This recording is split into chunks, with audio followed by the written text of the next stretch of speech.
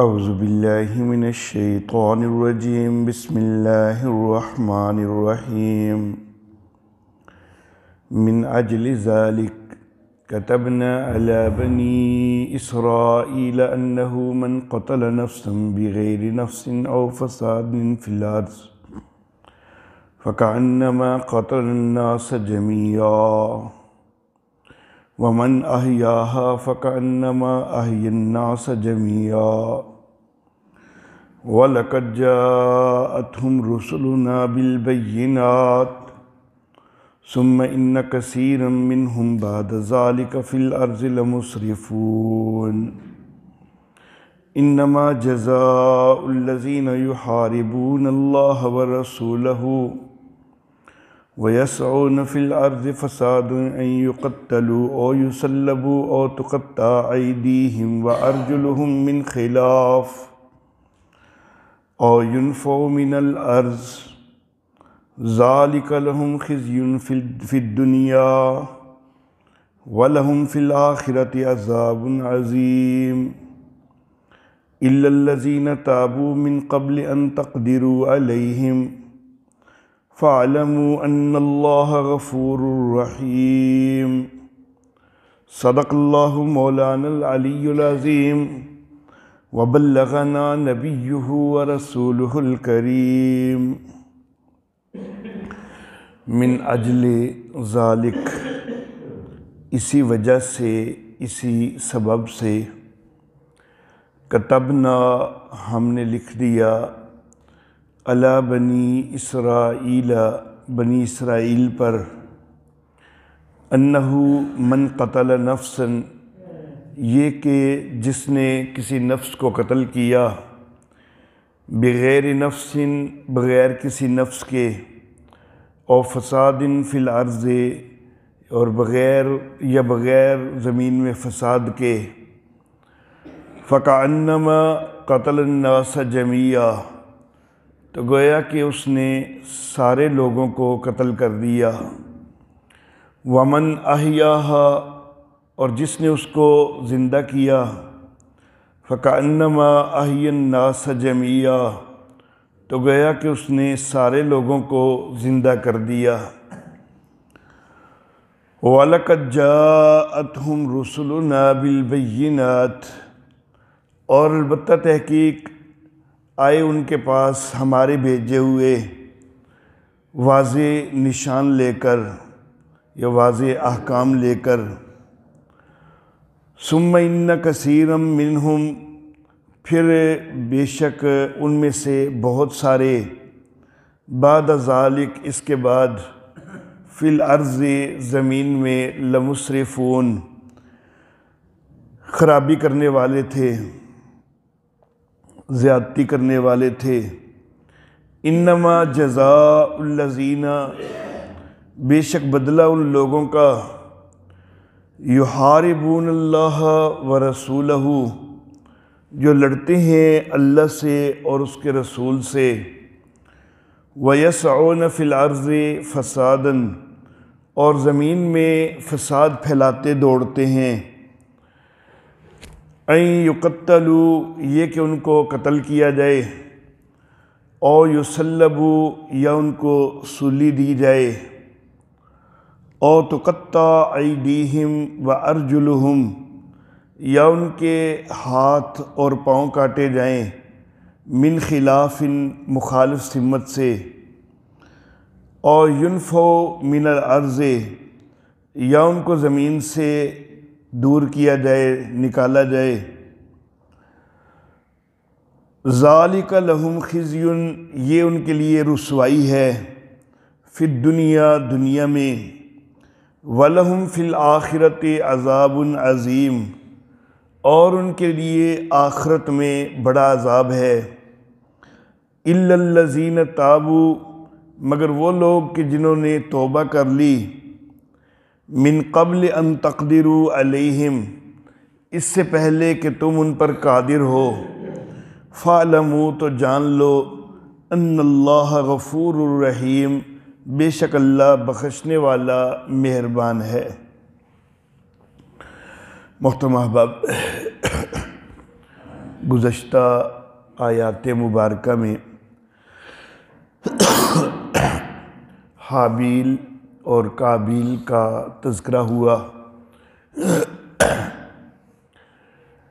قابیل نے اپنے بھائی حابیل کو قتل کر دیا اور ایک بہت بڑے گناہ کا اس زمین کے اوپر اس نے آغاز کیا۔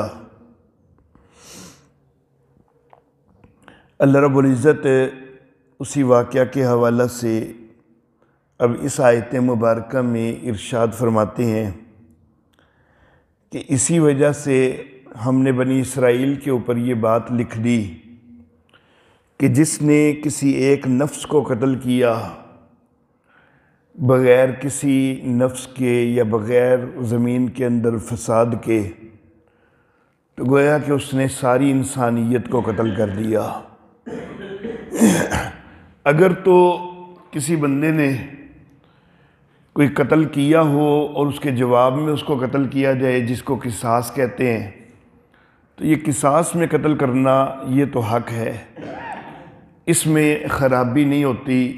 بلکہ قرآن حکیم میں اللہ رب العزت فرماتے ہیں کہ وَلَكُمْ فِي الْقِصَاصِ حَيَاتٌ يَا أُولِي الْأَلْبَابِ، اے عقل والو قصاص کے اندر تمہارے لیے زندگی ہے۔ قصاص کے اندر قتل کیا جائے تو وہ درست ہے، حق ہے، وہ امن کی ایک سبیل ہے۔ دیکھیں، ایک بندہ مارا گیا ہے تو جن کا بندہ مارا گیا ہے ان کے جذبات جو ہیں وہ ظاہر بات ہے کہ مارنے والوں کے خلاف ابھرے ہوئے ہیں۔ تو اگر قصاص کا قانون نہ ہو اور قصاص ان کو نہ دلوایا جائے تو یہ قانون اپنے ہاتھ میں لیں گے، اور جب اپنے ہاتھ میں لیں گے تو ان کا ایک مارا گیا تو یہ شاید آگے سے کوئی 10 مار دیں، پھر جس وقت یہ ماریں گے تو جواب میں وہ بھی ماریں گے، تو ایک مسلسل فساد جو ہے تو اس کا دروازہ کھلے گا۔ جیسا کہ ہمارے معاشرے کے اندر بہت دفعہ یہ چیز نظر آتی ہے کہ ایک قتل ہونے کے بعد لائنیں لگ جاتی ہیں دونوں قبیلوں کی طرف سے، دونوں برادریوں کی طرف سے، کچھ ان کے مارے جا رہے ہیں، کچھ ان کے مارے جا رہے ہیں۔ لیکن اگر پہلے قتل کے اوپر ہی باقاعدہ انصاف مل جائے اور قصاص کے اندر اس قاتل کو قتل کر دیا جائے، گورنمنٹ اس کا اہتمام کرے، تو پھر مزید قتل و غارت گری کا سلسلہ رک جاتا ہے۔ تو وہ امن کا ایک جو ہے انداز ہے قصاص کے اندر قتل کرنا۔ یا کسی نے زمین کے اندر فساد پھیلایا ہے، ڈکیتی وغیرہ کی ہے، تو ڈکیتی کے دوران اس نے قتل و غارت کی ہے تو اس کو جواب میں قتل کیا گیا ہے، تو یہ بھی زمین کے اندر امن کا باعث ہے، تو یہ درست ہے۔ لیکن اگر ایک بندے کو نہ اس نے کسی کو قتل کیا ہے، نہ کوئی زمین کے اندر اس نے فساد پھیلایا ہے، بلا وجہ قتل کر دیا گیا ہے، تو اللہ فرماتے ہیں کہ ایسے کیا گیا ہے کہ جیسے پوری انسانیت کو قتل کر دیا گیا۔ جو بندہ مر چکا اس کے لیے تو ظاہر کائنات ساری ختم ہو گئی نا، تو ایک بندے کا مارا جانا گویا کہ ایسے ہی ہے کہ ساری کائنات کے ساری انسانوں کو مارا گیا ہے۔ وَمَنْ أَحْيَاهَا، اور یہ جو فرمایا نا کہ ایک کا مارا جانا گویا کہ وہ سب کا مارا جانا ہے، پوری انسانیت کا قتل ہے، تو یہ بھی اسی پس منظر میں ہے کہ قتل و غارت گری کا جب سلسلہ شروع ہوتا ہے تو پھر وہ جلدی رکتا نہیں ہے، پھر وہ آگے بڑھتا جاتا ہے، پھر ایک کے بعد کئی قتل ہوتے ہیں۔ وَمَنْ أَحْيَاهَا، اور جس نے اس کو زندہ کیا، جس نے ایک جان کو بچایا، جس نے ایک جان کو زندہ کیا، فَكَأَنَّمَا أَحْيَا النَّاسَ جَمِيعًا، تو گویا کہ اس نے پوری انسانیت کو زندہ کیا۔ تو کسی کی زندگی بچائی ہے تو اس کے لیے تو ساری کائنات ختم ہو رہی تھی، اور اب اس کے لیے دوبارہ جو ہے وہ کائنات کے اندر اس کا یوں سمجھو کہ ایک نیا جنم ہو گیا، تو اس کے لیے تو ایسا ہی ہے کہ ساری انسانیت جی اٹھی ہے۔ اور جس وقت ایک بندہ وہ یہ نیکی کرتا ہے کسی کی جان بچانے کی، کسی کی زندگی بچانے کی، اس کے لیے کوئی اقدام کرتا ہے تو دوسروں کو بھی ترغیب ہوتی ہے کہ اس طرح کی نیکی ہم بھی کریں تو اس طرح معاشرے کے اندر زندگی پیدا ہوتی ہے۔ وَلَقَدْ جَاءَتْهُمْ رُسُلُنَا بِالْبَيِّنَاتِ، ہمارے رسول ہمارے بھیجے ہوئے ان کے پاس واضح دلائل لے کے آئے۔ ثُمَّ إِنَّ كَثِيرًا مِّنْهُمْ بَعْدَ ذَلِكَ فِي الْأَرْضِ لَمُسْرِفُونَ، لیکن باوجود اس کے کہ ہمارے بھیجے ہوئے ہمارے رسول کثرت کے ساتھ بنی اسرائیل کے اندر آئے، لیکن اس کے باوجود ان بنی اسرائیل میں سے اکثر جو ہیں وہ زمین کے اندر وہ زیادتی ہی کرنے والے ہوئے، خرابی کرنے والے ہی ثابت ہوئے، انہوں نے زمین کے اندر فساد ہی پھیلایا۔ انما جزاء الذین یحاربون اللہ ورسولہ، پیچھے ذکر جو چل رہا تھا ارض مقدس کی فتح کے حکم کا تذکرہ ہوا، پھر بنی اسرائیل کی خرابی کا ذکر ہوا کہ انہوں نے اس حکم کو نہیں مانا، تو 40 سال تک جو ہے ان کو بیابان کے اندر پھرنا پڑا۔ پھر حابیل اور قابیل کا تذکرہ ہوا، تو میں نے جیسا کہ گزشتہ درس میں عرض کیا تھا، تو ان چیزوں کے ساتھ اللہ رب العزت نے یہ بات واضح کی کہ ضرورت ہو تو تلوار بھی ہاتھ میں لینی پڑتی ہے اور جہاد کرنا ہوتا ہے۔ جہاد سے جی چرایا جائے تو اس سے خرابیاں ہو جاتی ہیں، اپنے دفاع میں بھی تلوار نہ اٹھائی جائے تو پھر بندہ جو ہے اس کو جان سے ہاتھ دھونا پڑ جاتا ہے، تو اس لیے اپنے دفاع کے لیے اور جہاد کے لیے تلوار اٹھانی چاہیے۔ اور جہاد جو ہے یہ ملک کی امن کا داعی بھی ہوتا ہے، ظالم قوتوں کو ختم کرنے کا راستہ ہوتا ہے، اور یہ خاص طور پر یہ دیگر اقوام ان کی زیادتیوں کا دروازہ بند کرنے کے لیے ہوتا ہے، تو اس کا تعلق جو ہے وہ عام طور پر دیگر اقوام کے ساتھ ہوتا ہے۔ ظاہر بات ہے کہ جہاد خود مسلمانوں نے آپس میں ایک دوسرے سے تو نہیں نہ کرنا، تو جہاد تو کرنا ہے نا دیگر اقوام سے۔ تو گویا کہ ایک خارجہ پالیسی، جہاد والی خارجہ پالیسی کا تذکرہ ہوا، تو جس طرح خارجہ پالیسی جو ہے وہ مناسب ہونی چاہیے، اسی طرح داخلہ پالیسی جو ہے وہ بھی مناسب ہونی چاہیے۔ تو اب خود اپنے اندر کوئی فساد پیدا ہو رہا ہو، آپس میں کوئی خرابیاں ہو رہی ہوں، تو ان کے سد باب کے لیے سزائیں ان کا نفاذ ہونا چاہیے۔ تو اب اس کا تذکرہ آ رہا ہے، اللہ فرماتے ہیں انما جزاء الذین یحاربون اللہ ورسولہ، بے شک بدلہ ان لوگوں کا کہ جو اللہ اور اس کے رسول سے لڑتے ہیں، وَيَسْعُونَ فِي الْأَرْضِ فَسَادًا، اور وہ زمین کے اندر فساد پھیلاتے دوڑتے ہیں، ان کا بدلہ یہ ہے کہ اَن يُقَتَّلُوا، کہ ان کو قتل کیا جائے، اور يُصَلَّبُوا، یا ان کو صلیب دی جائے، سولی دی جائے،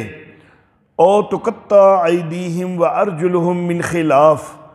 یا ان کے ہاتھ اور پاؤں مخالف سمت سے کاٹے جائیں، کہ دایاں ہاتھ کاٹا جائے اور بایاں پاؤں کاٹا جائے، یہ مخالف سمت ہے۔ اور يُنْفَوْا مِنَ الْأَرْضِ، یا ان کو زمین سے دور کیا جائے۔ تو یہ سزاؤں کا نفاذ ہوا کہ یہ سزائیں نافذ کی جانی چاہیے۔ ذَلِكَ لَهُمْ خِزْيٌ فِي الدُّنْيَا، یہ جو سزائیں ہیں یہ دنیا کے اندر ان کی رسوائی کا سبب ہیں۔ وَلَهُمْ فِي الْآخِرَةِ عَذَابٌ عَظِيمٌ، لیکن ایسے لوگوں کے لیے صرف دنیا کی رسوائی نہیں، آخرت کے اندر بھی بڑا عذاب تیار ہے۔ اسلام کا جو سزاؤں کا تصور ہے، بنیادی طور پر 3 قسم کی سزائیں ہیں۔ ایک ہیں جن کو ہم آسمانی سزائیں کہہ سکتے ہیں، دوسرا نام ان کو قدرتی آفات کا بھی ہم دے سکتے ہیں، دوسری ہیں انتظامی سزائیں، اور تیسری ہیں اخروی سزائیں۔ آسمانی سزائیں زلزلوں کی شکل میں، سیلاب کی شکل میں، طوفان کی شکل میں، یہ آسمانی سزائیں ہوتی ہیں۔ یہ عام طور پر جس وقت ایک معاشرے، ایک قوم کے اندر مجموعی طور پر خرابی زیادہ ہونے لگ جاتی ہے تو اس مجموعی طور پر ان کو سزا دینے کے لیے کبھی اللہ بڑے پیمانے پر اور کبھی چھوٹے پیمانے پر کوئی نہ کوئی سزا نافذ کر دیتے ہیں۔ کبھی کبھی اس کے ذریعے پوری قوم کو بھی تباہ کر دیتے ہیں، جیسا کہ بڑی ساری سابقہ اقوام وہ تباہ ہوئیں ان قدرتی آفات کے ذریعے۔ قوم ہود تباہ ہوئی، قوم سمود تباہ ہوئی، حضرت لوط علیہ السلام کی قوم، فرعونی تباہ ہوئے وغیرہ ہم۔ اور بعض اوقات چھوٹے پیمانے پہ ہوتا ہے کہ پوری قوم تو تباہ نہیں ہوتی لیکن کچھ لوگ تباہ ہو جاتے ہیں، تو یہ آسمانی سزائیں ہوتی ہیں۔ یہ بحیثیت مجموعی جو ہے وہ عبرت اور نصیحت کے لیے ہوتی ہیں۔ دوسرا، اسلام کے اندر سزاؤں کا تصور جو ہے وہ انتظامی سزائیں ہیں۔ جب ہم نے ایک معاشرے میں رہنا ہے تو اس معاشرے کے اندر کئی قسم کے قوانین وہ نافذ کرنا پڑیں گے تاکہ معاشرہ جو ہے وہ ایک طریقے کے ساتھ چل سکے، ایک امن کا گہوارہ بن سکے۔ تو اسلامی قوانین کا نفاذ وہ معاشرے کے اندر کرنا ہے۔ تو پھر جو کوئی قانون کو نہیں مانتا اور جو کوئی خرابیاں کرتا ہے، فساد کرتا ہے، تو پھر سزاؤں کا راستہ بھی اپنانا پڑتا ہے۔ تو انتظامی سزائیں جو شریعت اسلامیہ میں ہیں ان کے لیے قصاص، دیت، حدود، تعزیرات یہ لفظ استعمال کیے جاتے ہیں۔ اس کے بعد ہیں اخروی سزائیں۔ دنیا کے اندر بعض اقوام کے اوپر اجتماعی طور پر اور بعض اقوام کے اوپر ان میں چند افراد کے اوپر آسمانی سزاؤں بھی کبھی نافذ ہو جاتی ہیں۔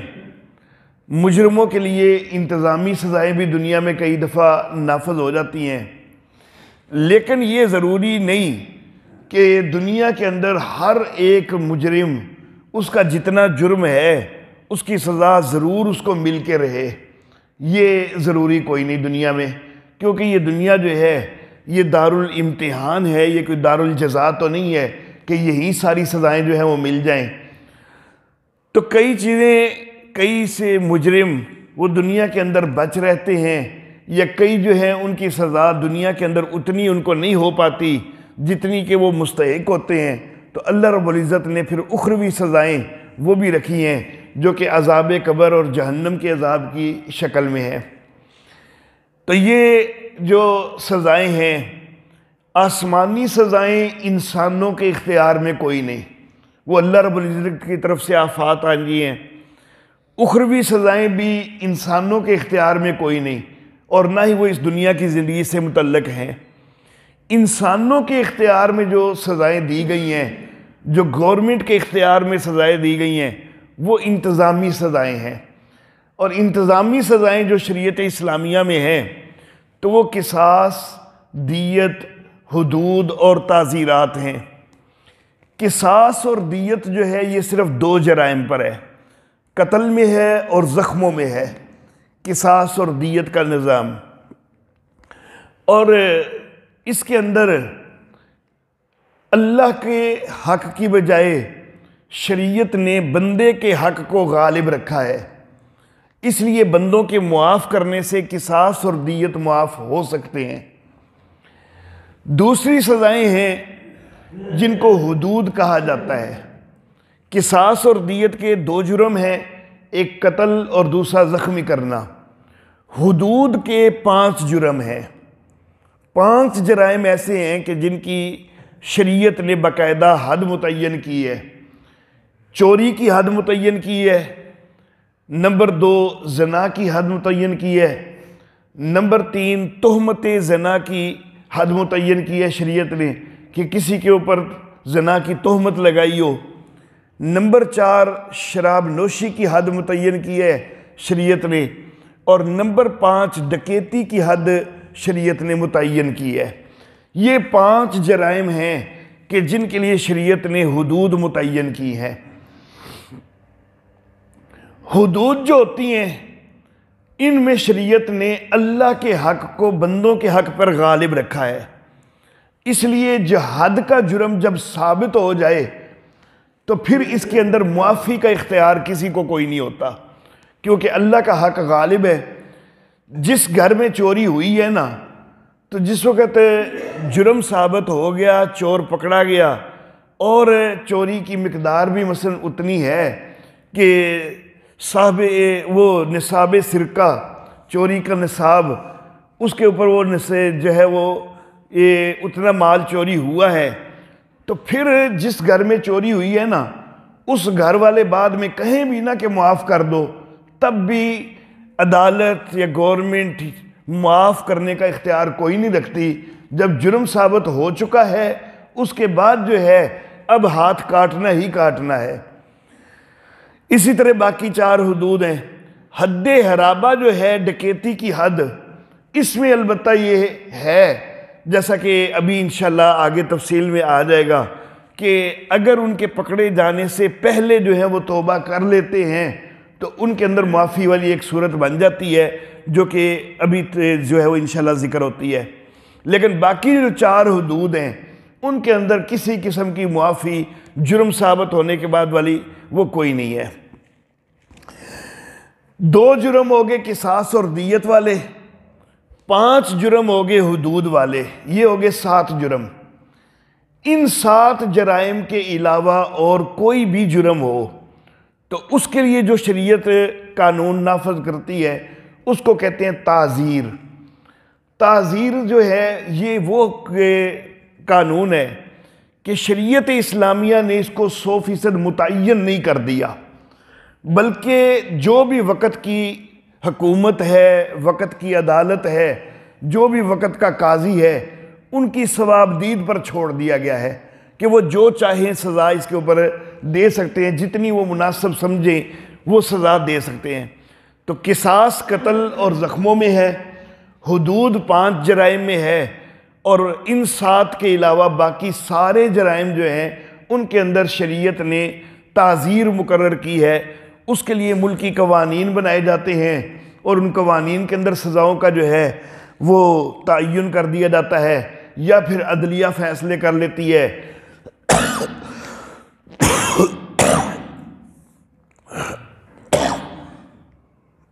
یہ جو سزاؤں کا تصور ہے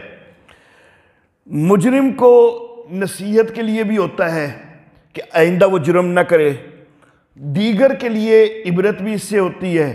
کہ جب ایک کو سزا مل جائے تو پھر دوسروں کو بھی عبرت ہوتی ہے، وہ بھی جرم کی طرف نہیں جاتے۔ اور پھر جس وقت جرم کا معاشرے میں خاتمہ ہوتا ہے، اور یہ دیکھا گیا ہے کہ جب بھی جو ہے وہ صحیح اسلامی سزائیں نافذ کی گئی ہیں، جرائم کا معاشرے سے بڑی جلدی خاتمہ ہوا ہے۔ نبی اکرم صلی اللہ علیہ وآلہ وسلم کے دور میں، خلافت راشدہ کے دور میں اس قدر کم جرائم ہیں کہ جو انگلیوں پر گنے جا سکتے ہیں۔ پھر قریب دور میں افغانستان کے اندر جب اسلامی سزاؤں کا نفاذ ہوا ہے، یا پھر سعودی عرب کے اندر جب اسلامی سزاؤں کا نفاذ رہا ہے، تو جرم جو ہے وہ بہت کم ہو گئے ہیں، امن جو ہے معاشرتی امن تو وہ سامنے آ جاتا ہے۔ جس وقت پھر معاشرتی امن سامنے آتا ہے تو پھر لوگوں کی صلاحیتیں بھی نکھرتی ہیں، وہ لوگ اپنے معاملات کے اندر زیادہ بہتر انداز میں اپنا کردار ادا کرنے لگ جاتے ہیں، ریاست کی ترقی ہوتی ہے۔ اور جس وقت ایک ملک اس کے اندرونی امن ہوتا ہے تو دیگر ممالک بھی اس ملک میں سرمایہ کاری وغیرہ کرتے ہیں، تو گویا کہ یہ جو سزائیں نافذ ہوتی ہیں تو ان کے اندر بڑی ساری حکمتیں ہوتی ہیں، اور ان کے ذریعے معاشرے کے اندر امن اور ترقی جو ہے وہ پیدا ہوتی ہے۔ اللہ واللہ، یہاں پر اللہ رب العزت نے یہ جو آیت نمبر 33 ہے اس کے اندر ڈکیتی کی سزا جو ہے اس کا تذکرہ فرمایا ہے۔ اللہ فرماتے ہیں کہ انما جزاء الذین یحاربون اللہ ورسولہ، ان کا بدلہ کہ جو اللہ اور اس کے رسول سے لڑتے ہیں اور زمین کے اندر فساد پھیلاتے ہوئے دوڑتے ہیں، یہ فساد پھیلانے کے لیے دوڑتے ہیں، تو ان کا بدلہ یہ ہے کہ ان کو قتل کیا جائے یا سولی دیا جائے یا ان کے ہاتھ پاؤں مخالف سمت سے کاٹے جائیں یا زمین سے ان کو الگ کیا جائے۔ امام بخاری رحمہ اللہ اور کچھ دیگر علماء ان کی رائے یہ ہے کہ یہ سزا جو ہے یہ مرتد کے متعلق یہاں پر ذکر ہوئی ہے، لیکن جمہور کی رائے جو ہے وہ امام بخاری رحمہ اللہ کی رائے کے خلاف ہے۔ جمہور امت کی رائے یہ ہے کہ یہ ڈکیتی اور رہزنی کے متعلق یہ حد جو ہے وہ یہاں پر ذکر ہوئی ہے، اور یہاں پر امام بخاری رحمہ اللہ کی بجائے جمہور کی رائے ہی جو ہے وہ قرائن کے ساتھ زیادہ بہتر محسوس ہوتی ہے، کیونکہ یہاں پر کچھ چیزیں ہیں کہ جو واضح کرتی ہیں کہ یہ ڈکیتی اور رہزنی کی جو ہے یہ حد ہو سکتی ہے۔ یہ مرتد کے لیے سزا کا ذکر یہاں پر نہیں ہے۔ آیت کے اندر یہ ذکر ہے کہ یسعون فی الارض فسادا، زمین میں فساد پھیلاتے دوڑتے ہیں، تو مرتد جو ہے نا وہ زمین میں فساد نہ بھی کرے تو پھر بھی اس کو سزا ملتی ہے، لیکن یہاں پر تو اللہ رب العزت نے ان کی سزا کا تذکرہ کیا ہے جو زمین میں فساد پھیلا رہے ہیں۔ تو یہ ڈاکو ہیں کہ جو زمین میں فساد پھیلا رہے ہیں۔ مرتد کبھی سزا پہ فساد پھیلائے گا، کبھی نہیں پھیلائے گا، تو وہ فساد پھیلائے تب بھی سزا ملنی ہے اس کو، نہ پھیلائے تب بھی ملنی ہے، جبکہ یہاں پر ان کی سزا کا تذکرہ ہے کہ جو فساد پھیلاتے ہیں اور وہ ڈاکو ہیں۔ دوسری چیز، یہاں پر ہاتھ پاؤں کاٹنے کا بھی تذکرہ ہے، حالانکہ مرتد کی سزا کے اندر ہاتھ پاؤں کاٹنا یہ کوئی ثابت نہیں ہے۔ مرتد کی سزا قتل تو ہے لیکن ہاتھ پاؤں کاٹنا کوئی نہیں، تو یہاں پر تو جو سزائیں ذکر ہیں ان میں ہاتھ پاؤں کاٹنے کا بھی ذکر ہے۔ اسی طرح یہاں پر زمین سے نکالنے کا بھی تذکرہ ہے، تو مرتد کی سزا کے اندر یہ بھی ثابت کوئی نہیں ہے، تو اس سے بھی پتہ چلتا ہے کہ یہ ڈکیتی کی سزا ہے۔ یہاں پر قتل کے علاوہ سولی کا بھی تذکرہ ہے، جبکہ مرتد کے لیے صرف قتل ہے، ساتھ سولی کوئی نہیں ہے۔ تو یہ ساری چیزیں واضح کرتی ہیں کہ یہاں پر یہ مرتد کی سزا نہیں ہو سکتی۔ پھر یہاں پر ایک لفظ آیت نمبر 34 کے اندر یہ بھی آئے ہیں کہ اگر ان میں سے کوئی پکڑے جانے سے پہلے توبہ کر لے تو پھر اس کی سزا معاف ہو سکتی ہے، جبکہ مرتد کے لیے خواہ وہ پکڑے جانے سے پہلے توبہ کرے تب بھی سزا معاف ہو جاتی ہے، پکڑے جانے کے بعد توبہ کرے تب بھی سزا معاف ہو جاتی ہے۔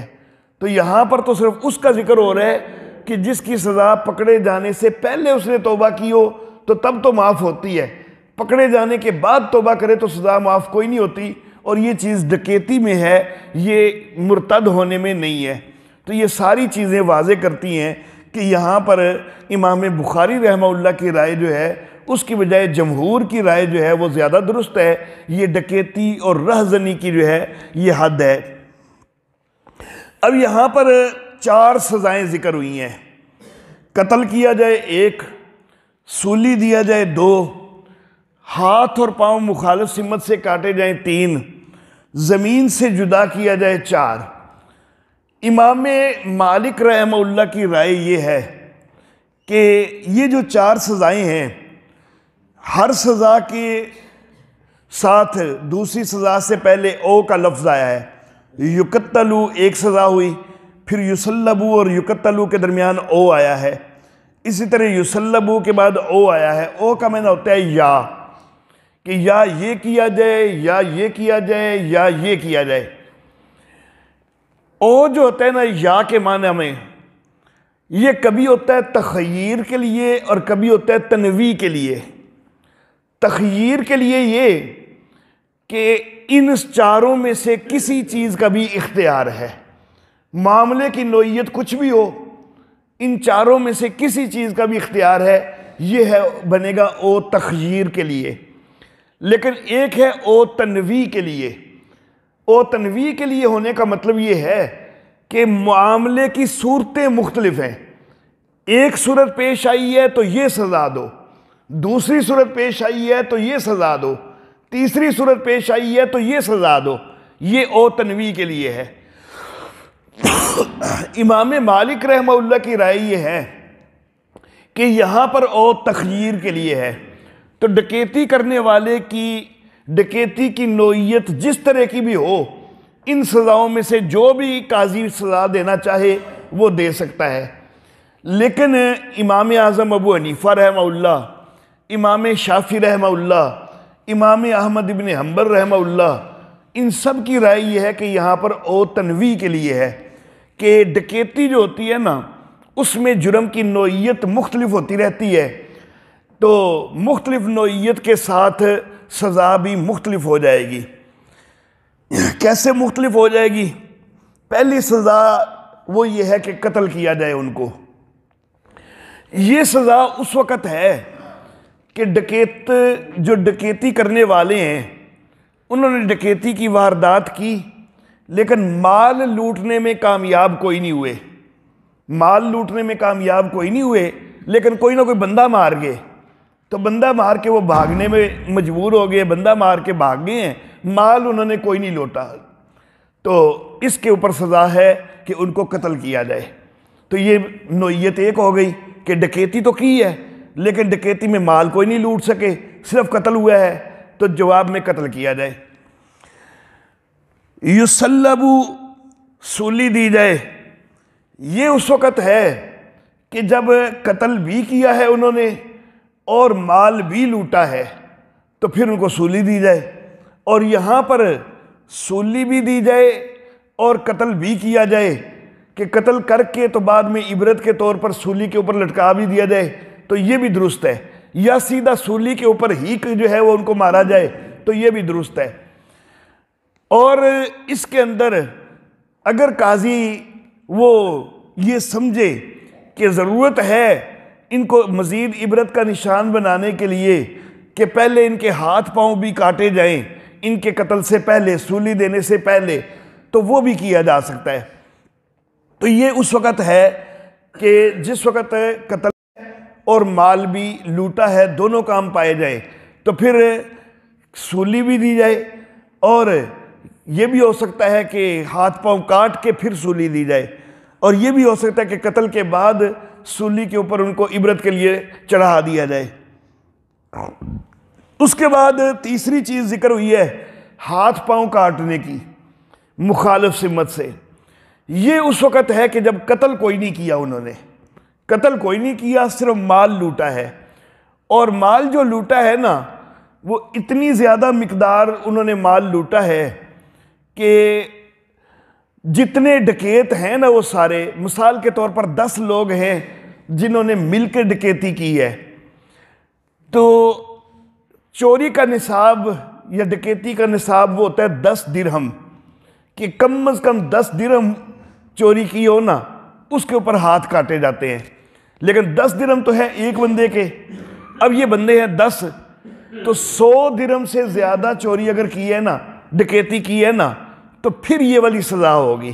اگر 100 درہم سے کم ہے تو پھر نصاب جو ہے وہ پورا کوئی نہیں ہوا، پھر یہ والی سزا کوئی نہیں ہوگی، پھر جو ہے وہ قید وغیرہ ہو سکتی ہے، یہ سزا کوئی نہیں ہوگی۔ تو جتنے ڈاکو ہیں سب کے اوپر وہ مال تقسیم کر کے ہر ایک کے حصے میں اگر نصاب سے زیادہ مال آ جاتا ہے تو پھر ان کی سزا یہ ہے کہ ان کے مخالف سمت سے ہاتھ پاؤں کاٹے جائیں۔ ایک ہوتی ہے چوری اور ایک ہے ڈکیتی۔ چوری میں بھی مال لیا جاتا ہے، ڈکیتی میں بھی، لیکن چوری کے اندر ساتھ کوئی غنڈہ گردی کوئی نہیں ہے، وہ چھپ کے لیا گیا ہے، اور ڈکیتی کے اندر غنڈہ گردی بھی موجود ہے، یہاں پر حملہ کر کے لیا گیا ہے، تو اس لیے چوری کے اندر بھی نصاب وہی ہے، ڈکیتی کے اندر بھی نصاب وہی ہے، لیکن چوری کرنے والے کا صرف ہاتھ کاٹا جاتا ہے، ڈکیتی کرنے والے کا ہاتھ بھی دایاں کاٹا جائے گا اور بایاں پاؤں بھی کاٹا جائے گا، کیونکہ اس کے جرم کی نوعیت زیادہ ہے، اس نے صرف جو ہے مال ہی نہیں لیا بلکہ اس نے ساتھ غنڈہ گردی بھی کی ہے۔ اچھا جی، اس کے بعد چوتھی سزا ذکر ہوئی ہے اور ینفو من الارض، یا ان کو زمین سے الگ کیا جائے۔ یہ سزا اس وقت ہے، ڈکیتی کی کوشش تو انہوں نے کی، لوگوں کو ہراساں کیا، پریشان کیا، لیکن نہ کوئی قتل کیا اور نہ ہی مال لوٹنے میں کامیاب ہوئے۔ تو اس وقت یہ ہے کہ ان کو زمین سے جدا کیا جائے۔ اب یہ زمین سے جدا کیا جائے، اس کا مقصد کیا ہے، مطلب کیا ہے؟ امام شافعی رحمہ اللہ کہتے ہیں کہ جلا وطن کر دیا جائے، ان کو اپنے ملک سے نکال دیا جائے، یہ ہے ینفو من الارض۔ لیکن امام اعظم ابو حنیفہ رحمہ اللہ کہتے ہیں کہ زمین سے جدا کرنے سے مراد وہ یہ ہے کہ زمین والوں سے ان کا شر جو ہے وہ جدا ہو جائے، اور اس کی صورت ہے کہ ان کو قید کر دیا جائے۔ امام ابو حنیفہ رحمہ اللہ کہتے ہیں کہ اگر ان کو جلا وطن کرو گے، جلا وطن ہو کر یا تو یہ کسی دوسرے مسلم ملک میں جائیں گے، یہاں پر پہلے خرابی کر رہے ہیں، تم نے جلا وطن کر دیا تو یہ دوسرے ملک میں جا کے وہاں کے لوگوں کو تنگ کریں گے، تو ان کی خرابی تو ختم کوئی نہیں ہوگی۔ اور اگر یہ کسی کافر ملک میں چلے جائیں گے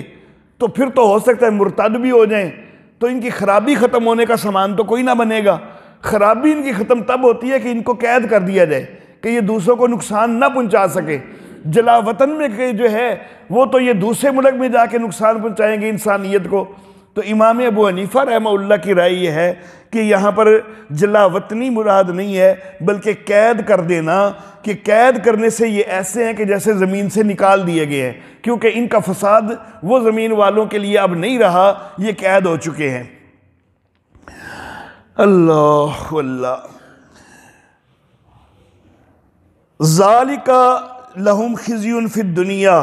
یہ ان کے لیے رسوائی ہے دنیا میں، وَلَهُمْ فِي الْآخِرَةِ عَذَابٌ عَظِيمٌ، اور ان کے لیے آخرت میں بھی بڑا عذاب ہے۔ إِلَّا الَّذِينَ تَابُوا مِن قَبْلِ أَن تَقْدِرُوا عَلَيْهِمْ، مگر وہ لوگ، یہ جو ڈکیت ہیں، ان میں سے وہ کہ جو توبہ کر لیں اس سے پہلے کہ تم ان کے اوپر قادر ہوئے، یعنی تم نے ابھی ان کو پکڑا کوئی نہیں، تمہارے پکڑنے سے پہلے ہی یہ توبہ کر لیں، فَاعْلَمُوا أَنَّ اللَّهَ غَفُورٌ رَحِيمٌ، تو جان لو کہ اللہ بخشنے والا مہربان ہے۔ یہاں پر ایک چیز جو ہے اس کو تھوڑا سمجھنے کی ضرورت ہے۔ میں نے شروع میں کہا قصاص اور دیت کا جو قانون ہے